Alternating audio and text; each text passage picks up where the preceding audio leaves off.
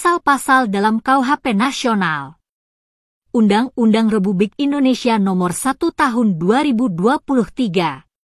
Dan penjelasannya. Pasal 3 Ayat 1. Dalam hal terdapat perubahan peraturan perundang-undangan sesudah perbuatan terjadi, diberlakukan peraturan perundang-undangan yang baru, kecuali ketentuan peraturan perundang-undangan yang lama menguntungkan bagi pelaku dan pembantu tindak pidana. Penjelasan ayat 1 cukup jelas. Pasal 3 ayat 2, dalam hal perbuatan yang terjadi tidak lagi merupakan tindak pidana menurut peraturan perundang-undangan yang baru, proses hukum terhadap tersangka atau terdakwa harus dihentikan demi hukum. Penjelasan ayat 2 cukup jelas. Pasal 3 ayat 3, dalam hal ketentuan sebagaimana dimaksud pada ayat 2, diterapkan bagi tersangka atau terdakwa yang berada dalam tahanan, tersangka atau terdakwa dibebaskan oleh pejabat yang berwenang sesuai dengan tingkat pemeriksaan. Penjelasan ayat 3 cukup jelas.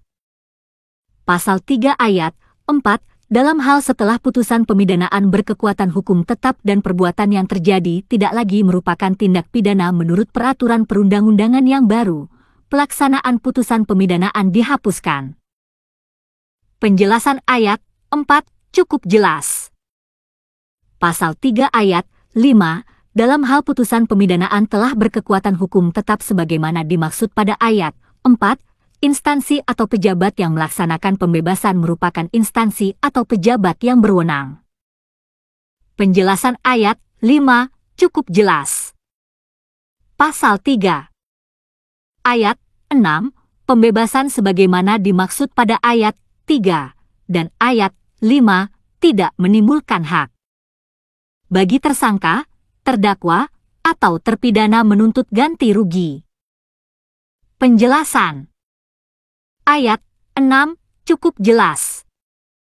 Pasal 3 ayat 7, dalam hal setelah putusan pemidanaan berkekuatan hukum tetap dan perbuatan yang terjadi diancam dengan pidana yang lebih ringan menurut peraturan perundang-undangan yang baru, pelaksanaan putusan pemidanaan disesuaikan dengan batas pidana menurut peraturan perundang-undangan yang baru. Penjelasan ayat 7, yang dimaksud dengan disesuaikan dengan batas pidana adalah hanya untuk putusan pemidanaan yang lebih berat dari ancaman pidana maksimal dalam peraturan perundang-undangan yang baru, termasuk juga penyesuaian jenis ancaman pidana yang berbeda. Ada beberapa catatan di kolom komentar terkait pelaksanaan pasal. Mohon analisanya.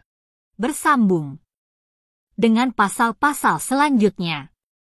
Jika ada kesalahan atau kekurangan, mohon dikoreksi pada kolom komentar.